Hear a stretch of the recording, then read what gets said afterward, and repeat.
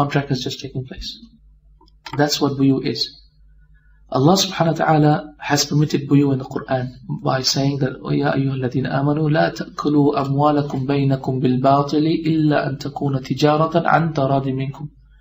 So all you who believe, do not eat your wealth up in haram, except if it be a buying and selling contract, a commerce trade, a trade that you have that you want to do. An taradi minkum, that it is from your consent.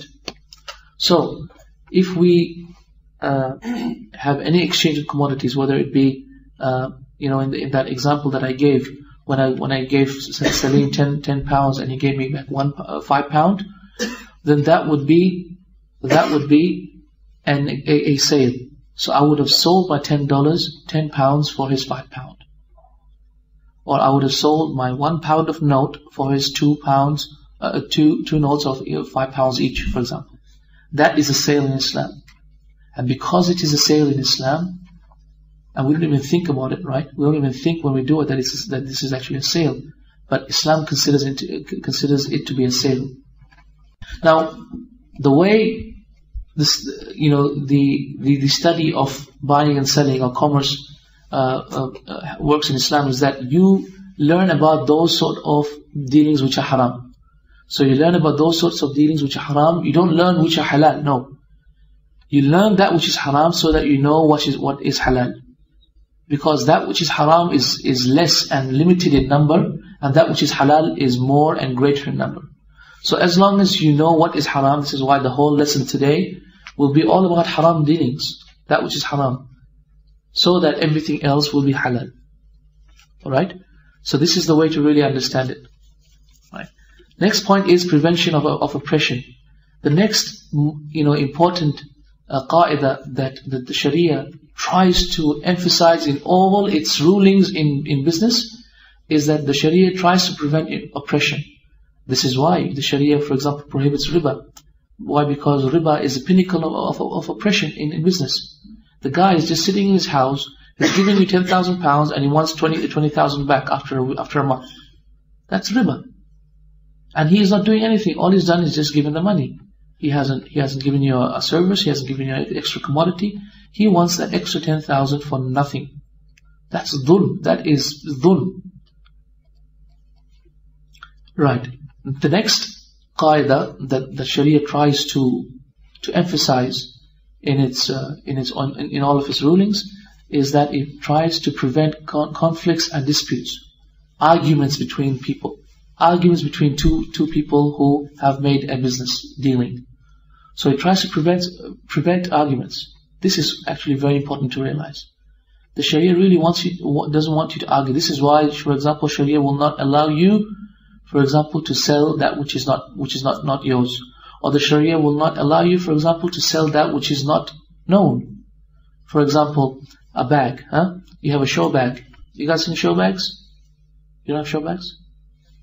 Okay, show bags. Right. Okay, you guys have shows here in this country? What we mean by shows in Australia is, like these amusement parks. Those, we have rides and all of that, right? You have this in country here? Yeah? Okay. When you go there, you get to buy these things called mystery bags. Yeah? Mystery bag is £5 and you get everything in this bag. And there's probably some chocolates in there, some toys. Obviously, it's not going to have diamonds or anything. But, it'll have these sort of things. Now, mystery bags are not permitted in Islam. Okay? This contract is haram. It is not permitted to sell mystery bags like this. It is just like saying, okay, Brother Salim, I've got something in my pocket and I'll give it to you for £5. I might have diamonds, I might have gold, I might have just a dirty tissue, but whatever, right? So do you want it? This is the risk you're going to take, Salim. Do you want it or not? This sort of transaction is haram in Islam. Why? Because he doesn't know what he's getting, and because if I end up giving him something less, if I end up giving him something less than the £5 worth, then he's going to be angry and he's going to have arguments with me. And so Sharia prevents this sort of contract because it doesn't want us to argue. Right? So these three principles that I just mentioned to you will be reflected in every single hukum of Sharia in business that we go through. You will see them. But why is Sharia stopping this? Why is Sharia saying this is haram, that is halal, that is haram? Why? Because it wants to prevent us from arguing, because it wants to prevent oppression. Right? Buyu has pillars, just like every single thing regarding in Islam. Every single ibadah in Islam has pillars. So buying and selling as well has pillars upon which it is built upon. Pillars of buyu are four. The first being the buyer, the person who buys, and the second being the seller, the person who sells. The third being the product, and the exchange that you get for it, meaning the compensation you get for it. So it might be, for example, the laptop for the money, the money for the water, for example. And the fourth being the act of selling itself. So the act of selling itself might be one of three things. It might be the wording, so you might just buy and sell just by word. I'll sell it to you. You want to buy it? Yes, I'll buy it. That's it. Contract, deal, done. Okay? So the act of the word itself is a sale. Or it might be the silent transaction, which is called mu'atat in Arabic. You know, the ata. Basically that you go to the market, for example, or go to the local milk bar, and then you just throw the £10 at him, and he just gives you the product, and you go away. Right? Here we haven't even said a single word. We have just given him the money, and I've just taken the product from him, and then we just part and we go our ways. So this is another way in which Sharia allows buyu to take place. The next point being the sorts of businesses that take place regarding today, such as, for example, with the click of a button, for example. You can just buy something on the internet. Or, for example, press 1 to buy and press 2 to not buy. On a phone, for example, you're buying something on the phone. Or, for example, through SMS or fax or whatever. And of course, there is a fatwa from the World Fiqh Council, which is the council set up by the OIC, the Organization of Islamic Countries.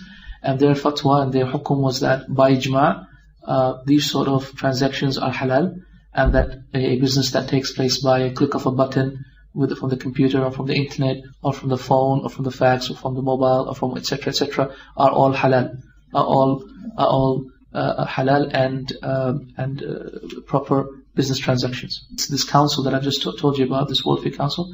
It is a council that's been set up of all the major fuqaha in our time, the major scholars of fiqh in our time. They come together at certain times of the year, and they discuss all the major topics that are out there at the moment, such as cloning, such as marriage between two people with AIDS, etc. The most up-to-date problems of fiqh that we have today, and they discuss it, and they have people that are specialized in every single field. So they have people that are specialized in business, giving talks there as well, and doctors who also specialize in medicine, etc. The most respected people in their fields, and they listen to what they have to say, and then they discuss it amongst themselves. They don't just discuss it just by sitting around the table and say, hey guys, okay, what's up, and what do you think? No, they write articles, they write research reports for every single topic, and then they distribute them amongst all the rest of the ulama, and they read it, and then they come and they argue it out, and they try and convince each other, and only after they've convinced each other upon a point, then they issue their verdict.